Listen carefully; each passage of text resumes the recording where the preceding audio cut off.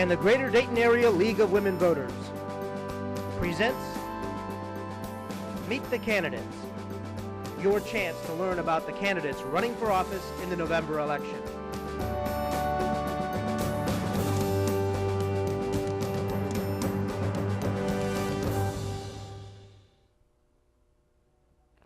Hello, I'm Ellen McCloskey, a member of the Greater Dayton Area League of Women Voters. I'm here today with the candidates running for the office of the 43rd State House District.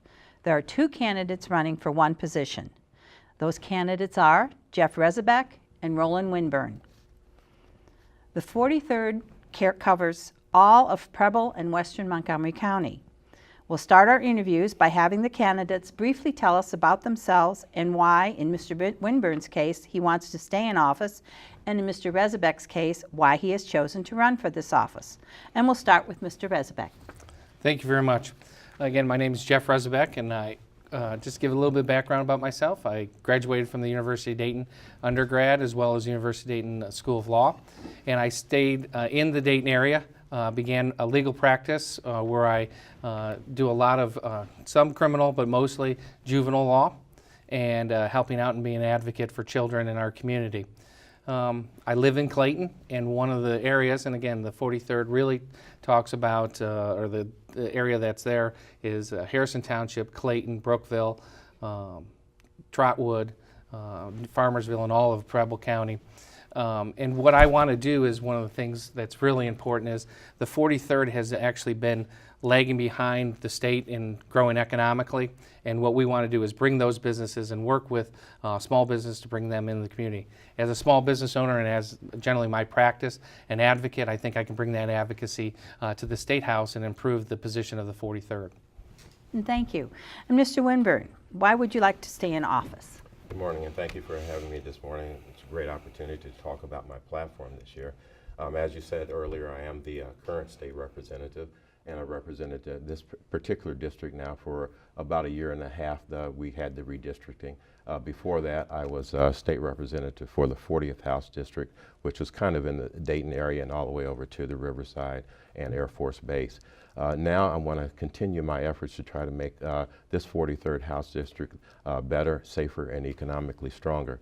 And I think my background is well suited me to do that. I've been a business leader, a business owner for over 20 years right now, as well as my background in psychology, which has helped me quite a bit in terms of engaging and interacting with individuals and forming relationships, as well as my state and local government. I was a Harrison Township trustee for, excuse me, nearly 8 years then, and I worked for Montgomery County in the Human Services Levy, now the Ohio Family and Children's First Council, as well as I have served the state now for 6 years. Thank you.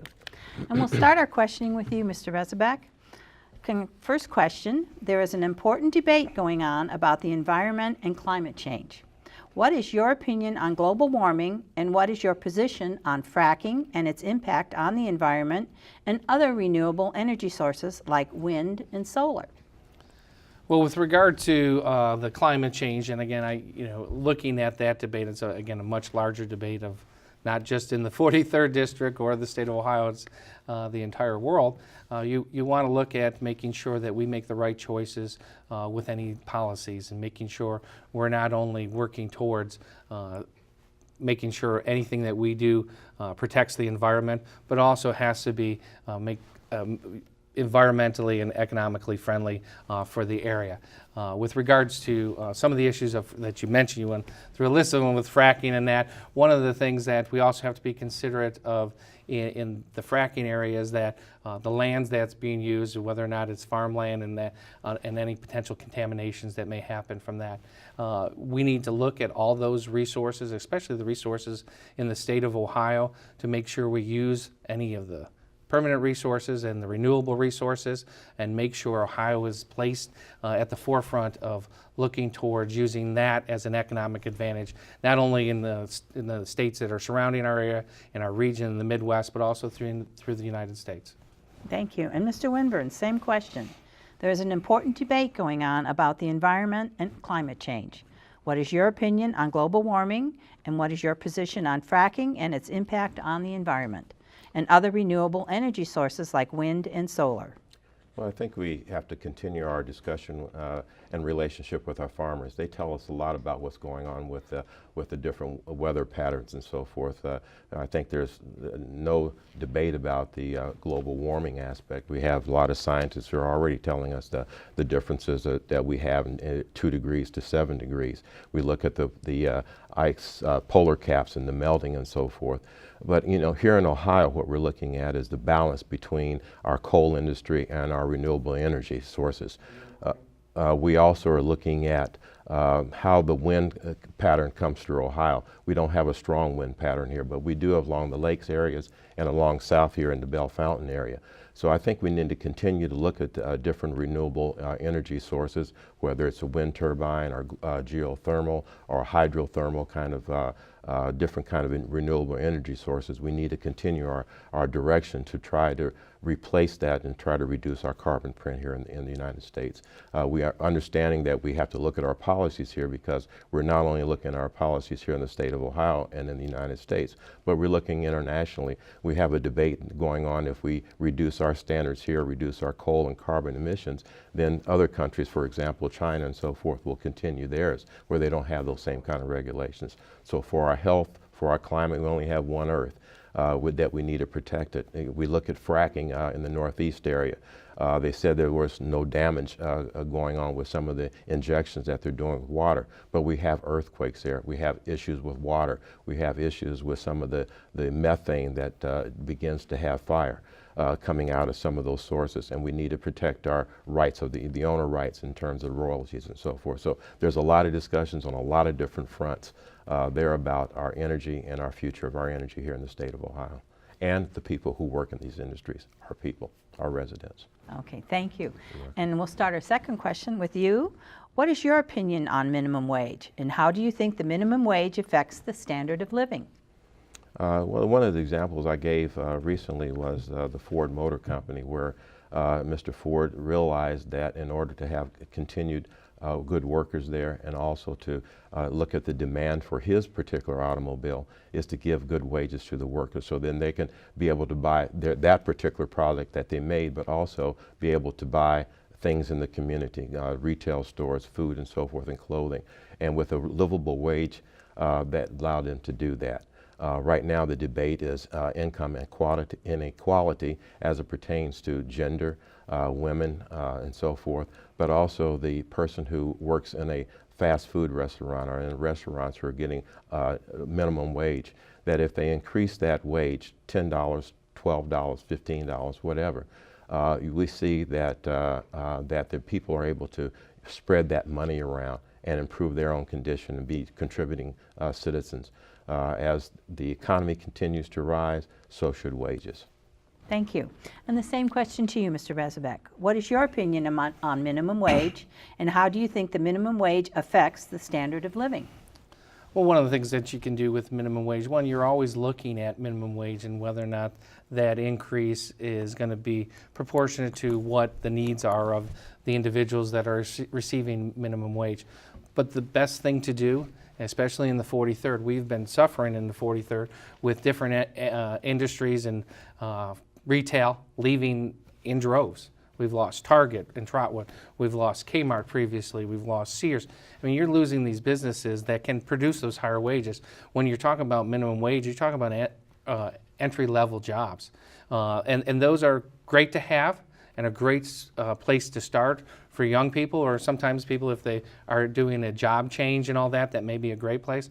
But what we want to do, or what I would wish to do, is bring stronger industry to the 43rd District, as well as, because if you bring that stronger industry into the 43rd District and better companies, you end up, the minimum wage is not affected because those companies are already paying the higher wage. And so I think that's a better way to grow. If a solution is just for the 43rd District is just to raise the minimum wage for the jobs that are already there, you end up having a disproportionate increase in the cost of the goods, which doesn't necessarily relate to the increase of the wage itself, and you end up having a net loss, in my opinion. And so the easiest way to resolve that, especially getting the 43rd moving in the right direction, is to bring businesses, small businesses, larger companies and make it a better community, because that does two effects. One, it increases the individual and their income, their total net income, but also then begins to improve the community, improve the schools, and then it has just that generation effect of keeping everything going in the right direction. And that's what's not happened in the 43rd in the last 4 years, 6 years, in the last year and a half. We've been losing more businesses, and we've got to use the policies throughout the state to have that be effective in the 43rd. Thank you. And our next question will begin with you. Education is in a crisis in this state and the nation. Some say that children entering school are not ready to learn. Where do you stand with respect to a preschool promise so that children are prepared to learn, thrive, and ultimately contribute to this community? With regards to schooling, one of the studies that we all look at is whether or not early entrance into school has a positive effect on graduation rates. And I think most of the studies clearly show that it does. And I think it's important to have those early years. But one of the factors that you have to include in having that early education is you have to have the families involved. If you have families involved in that early education and the children are not only coming to the school, but the parents are active and other relatives, if they're not in the custody of the parents, that whole family unit ends up having a better experience. And it's a generational problem that we've had. When I became an attorney 16 years ago and I went into juvenile court, I thought there would be a way we can work with these families and stop the constant flow, whether it's in the juvenile court or into the dropout rate that's continuing. We can make a small dent in it, but we really have to convince everybody that education is important and that the parents have to be involved in that early education and get those children to school. The other thing you also need to do is make sure we have excellent teachers and we raise those standards, not only of the teachers, but the students and the expectations. Here in Ohio, we want to make sure our kids, especially in the 43rd, are ready to be in the workforce and are also ready to go on to higher education if they so choose. Thank you. The same question to you, Mr. Winburn. Education is in a crisis in the state and the nation. Some say that children entering school are not ready to learn. Where do you stand with respect to a preschool promise so that children are prepared to learn, thrive, and ultimately contribute to the community? I think we have to go back to the younger family, just when they're starting the family. To be able to talk to the parents at that point, to tell them that it's important to have a relationship with the child. In the womb, we often talk about reading to our child there. It starts there. It starts early in the home to begin to try to work with the student about learning their names, learning where they live and so forth, having that relationship, reading to them. As you move from the home, then you get into the school setting. I've always supported investing in early childhood education. There in Northmount here recently at the CLEPS Learning Center, support that particular effort. That's another way of exposing individuals, having a center, having a place for people to come to, particularly the young student, again, with that early kindergarten, and having them to learn their skill sets at that point and be able to move forward with that and continue those kind of educational experiences. I often talk to teachers and principals of schools and saying how important it is to have parent involvement in schools. They have PTA meetings. Oftentimes there's either no one there or very minimal. You can count people on your hand there. So we have to get the message out as how important it is to stay in the lives of our younger children. It is important once they get into a high school setting and a college setting for them to be able to have the standards there, to be able to pass those efficiency tests and so forth. That what it means later on is very important in terms of being able to compete globally with other nations as well as other students. When I talk to some of my students who are going through the ages right now, that they're competing here locally, but when they go to try to look for a college entrance area or a school of their choice, they're now competing with kids all through the United States. So they have to begin to look at those kind of things and prepare themselves for those kind of opportunities to go to college or to go to a 2-year program. And we need for them to succeed in schools. And parental involvement, community involvement, community leader involvement is very important to kind of help that process. And it starts very early when the child is born all the way through when they graduate. And it's important for them to have an opportunity afterwards to have a place to go and to work in their career after they graduate. We need to move on, but this is our last question. And we'll start with you, Mr. Winburn. If elected, what will be your #1 priority? My #1 priority, I think, is dealing with investing in our future. We can talk about jobs at home. We can talk about how important it is for those individuals to have the correct work sets that our business and industry is talking about here, and to improve our area here economically. I've been talking to a number of economic directors in our area to begin to do those kind of things. We're working to try to bring agribusinesses in over in Preble County, one of those strongholds there. But we're also looking at a variety of things to prepare people for these jobs. In strengthening our community, we're looking at trying to reduce drugs and alcohol situations there, but also dealing with our local government funds. But to me, what's important is how we invest in our future. You kind of hit upon that a few moments ago when you talked about investing in our education, in our early childhood education. It starts there. It starts in investing in our training opportunities, our apprenticeship programs, so that they have the career sets that industry is looking for, our advanced manufacturing and other critical industries and works, careers and professional areas.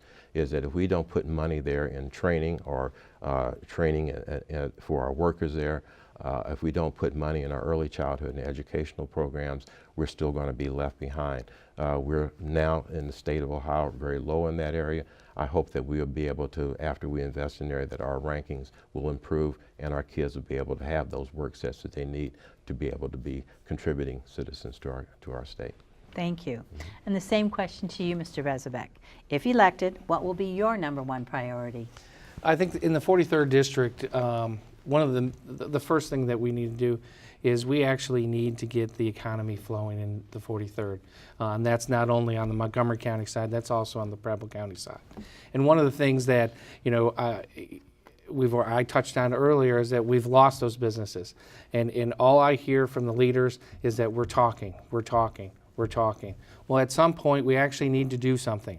And as being an advocate throughout my career, we need to have a strong advocate in the State House, as well as working with Jobs Ohio to get those businesses in the 43rd. If you've noticed, all around the area, the other districts have been getting jobs. You have in Moraine, you have in Union, you have up in Tip City, all around there's expansions going on.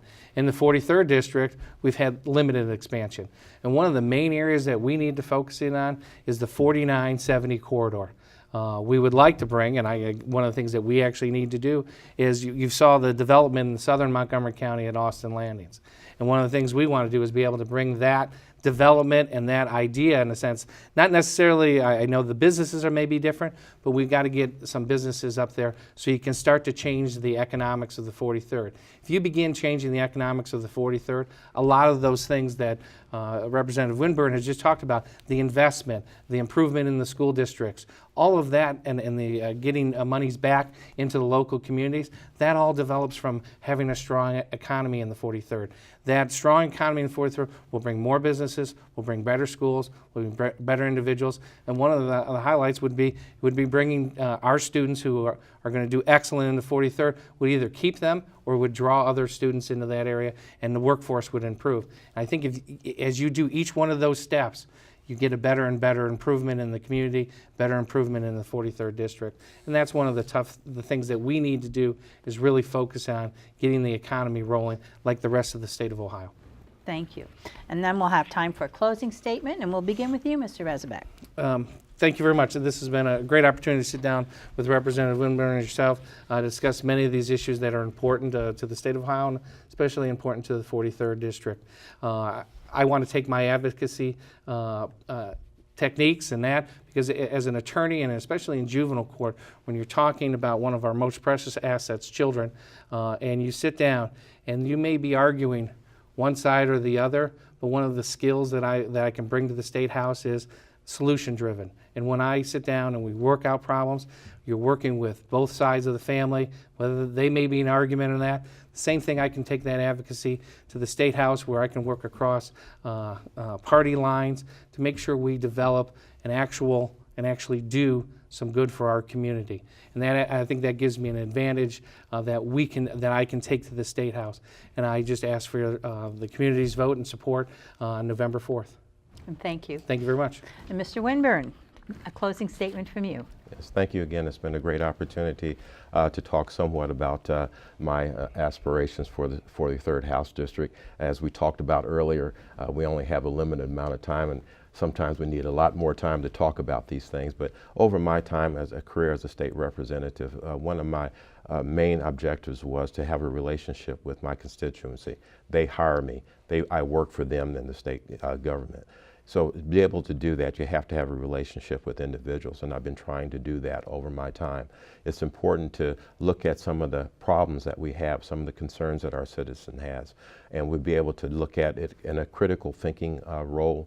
That's one of my strong points, I think, is to be able to look at it critically, but also we need to look at it from a collaborative and an inclusive manner. We need to bring people to the table who are what I call interested party individuals, people who have an investment in making a decision and seeking resolution. I'm a outcomes-oriented person who wants to be able to, be able to bring things together and talk, and I hope the citizens realize that and vote me back in to represent them again in the 43rd House District. Thank you. And thank you for your participation today, and good luck in your campaigns. Thank you very much. The League of Women Voters encourages all candidates to run an issues-oriented campaign. Our goal is to educate the voting public and strengthen our elective process. You have just heard the views of the candidates running for the office of 43rd State House District. We encourage everyone to vote.